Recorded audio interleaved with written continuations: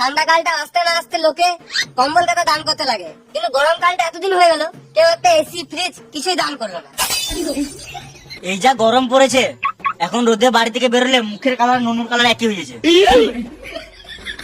গরমকালে কোনো কাল হলো বে, জল না খেতে খেতে জল বেরিয়ে গেছে। কেন পাতলা পায়নি নাকি? না রে, গরমে শরীর থেকে ঘাম বেরোচ্ছে।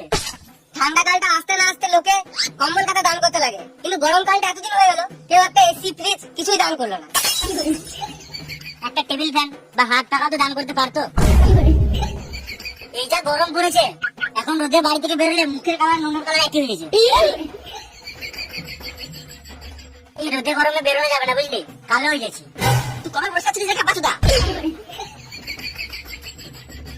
আমি ভাবছি চাঁদ যদি আমাদের মামা হয় তাহলে সূর্যটা কে হবে? দাদু হবে। এই যে বুড়ো হয়ে গেছে, এখন তেজ যায় নাই। ঠিক।